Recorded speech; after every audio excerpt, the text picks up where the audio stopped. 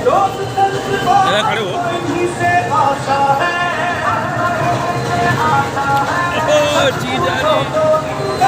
जीजा जी खड़े हो गए, समय चलान चले।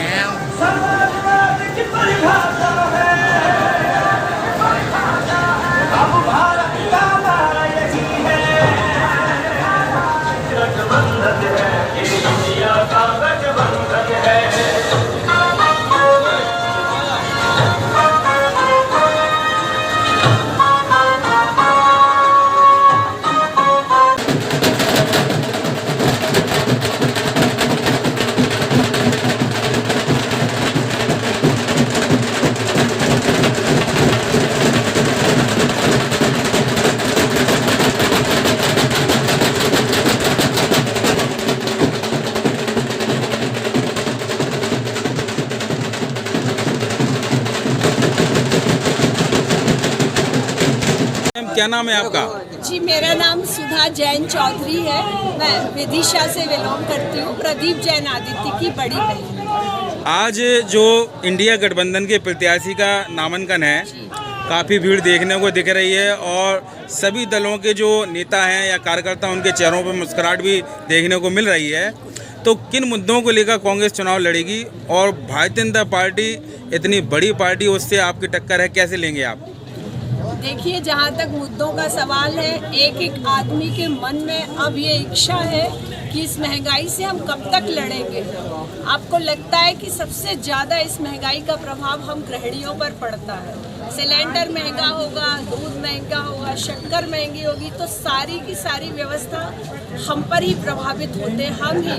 क्योंकि ना हमारी आय बढ़ती है, आय उतनी की उतनी रहती है, किंतु खर्च बढ़ जाते हैं। बच्चों की फीस, मोदी जी तो 5 किलो मतलब राशन देने का काम कर रहे हैं फ्री।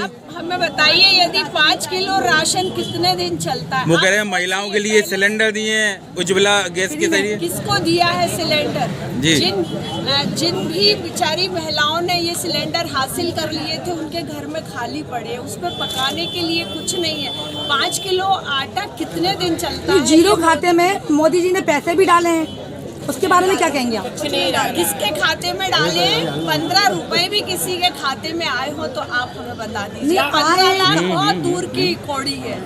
लाडली बहना योजना जो इन्होंने निकाली है, वो काम करेगी क्या इनकी चुनाव के उसमें? आप हमें ये बताइए, मध्य प्रदेश में लाडली बहना योजना चल रही है, लेकिन वहाँ आदमी इतने ज़्यादा खराब हो चुके हैं कि उन्हें अब कमाने की चिंता नहीं है। जो लाडली बहनों को 1000 मिलते हैं, उनसे ही घर चलाओ। 1250 मिलते हैं, उनसे ही घर चलाओ। हम तो दारू पियेंगे और सोएंगे। कांग्रेस पार्टी किन मुद्दों को लेकर जनता के बीच आई है चुनाव लड़ने? मेरा सबसे पहला मुद्दा तो ये है कि ये जो धर्म के आधार पर विभाजित किया जा रहा है, उस पर एक शेर मुझे याद आ रहा है कि 2 रंग लहू के सुने खंजर मचल गया। 2 रंग लहू के सुने खंजर मचल गया है, दूसरा वो कौन सा अब तक नहीं मिला। किसके लहू का रंग दूसरे इंसान के लहू के रंग से अलग है? हम इस आधार पर, हम एक भारत के निवासी हैं, हमारी लोकतांत्रिक व्यवस्था है, यहाँ हिंदू, मुस्लिम, सिख, ईसाई सब एक हैं, सब उसी भारत माता के सपूत हैं। इस आधार को लेकर जब हमें मुद्दों से भटकाया जाता है, तब शायद बहुत पीड़ा होती है, क्योंकि 10 साल तक हमने उन्हें देख लिया, उनके हाथ में शासन देकर देख लिया। तो अपने विवेक से काम ले, अपनी मर्यादाओं को समझे। थैंक्स, धन्यवाद। आज भी हमने माँ काली के मंदिर से जुलूस निकाला, हम लोग हमेशा निकालते थे। और देश के अंदर जो देश चलता है वो भारत के संविधान से चलता है। हमारे देश की और झांसी की ये विशेषता है। उस्ताद आदिल खान मंदिर पर शहनाई बजाते थे, बाबा जीवन साय की मजार पर राम शरण कुशवाहा की चादर चढ़ती थी।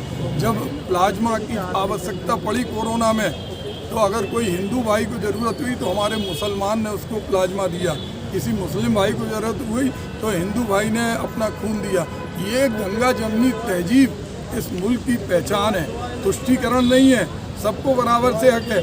आज इनका जरूर एक उपदेश है कि पैसे वालों को छोड़कर गरीब गुरबा को मार डालो। संत रविदास की प्रतिमा पर हम पे मुकदमा लगा दिया, दर्जनों धाराएं लगा दी, कोई बात नहीं। उन अहिरवार समाज के गरीब लोगों पे उन पर मुकदमे क्यों लगे? 70 लोग परेशान होकर घूमते हैं, कि हमें पुलिस तलाश रही, हमें पकड़ना चाहती है। प्रेमनगर क्षेत्र में साहू समाज के ऊपर जब एक उनका व्यक्ति मर गया, उस समय मुकदमा लगा, हम पे लगा दो भाई, हम जनता के सेवक हैं, इस माटी के ऋणी हैं। जिस माटी ने, जिसके पास न जाति बल था, न धन बल था, न बाहुबल था, 3 बार चुनाव जिताया। हम तो मरते दम तक इस माटी के लिए मुकदमे भी सहन करेंगे, लेकिन जनता के साथ रहेंगे। लेकिन उन गरीब साहुओं का क्या दोष है जिनके ऊपर आज भी वो परेशान है, जिन पर थाने लूटने का मुकदमा लगा दिया, वर्दी छीन के आभूषण लूट लिए, रोजनामचा जला दिया, जीप जला दी, CCTV फुटेज में कुछ नहीं मिला। तो आज जिस तरह का माहौल है, उस माहौल में लोग स्थानीय लेवल पे ये देखना चाहते हैं कि ये देश का चुनाव नहीं है, ये पर उभर करके आया और मैं समझता हूँ कि ये तो बढ़ता जा रहा है और मई को ये निश्चित रूप से वोट में परिवर्तित होगा और भारी मतदान होगा और भारी वोटों से भाई इंडिया गठबंधन के प्रत्याशी। यूपी में दावा है 80 में 80 वो जीतेंगे और आपके नेता का दावा है कि 80 में 79 आपकी दावा किसका फर्क होने वाला है? देखिए एक बात बताएं कि जो झूठ कौन बोल रहा है? 80 कहने वाले लोग हैं, आप वो तो 4000 सीटें पा रहे हैं। वो तो उनके जो है मुख्यमंत्री, बिहार के मुख्यमंत्री जी कह रहे थे कि इस बार 4000 सीटें हैं, तो 4000 सीटें पा रहे हैं। यहाँ के जो सांसद जी कहते हैं कि हम 10 लाख वोट से जीतेंगे, तो उनने कैसे जोड़ लिया? 6 लाख उनको मिले थे पिछले बार, 4.5 लाख हमारे चुरा लिए, जो हमें मिले थे 4.5 लाख वो चुरा ले गए। ईवीएम पे जो सवाल उठ रहे हैं, ईवीएम पे जो सवाल उठ रहे हैं, अच्छी है। हम तो चाहते हैं कि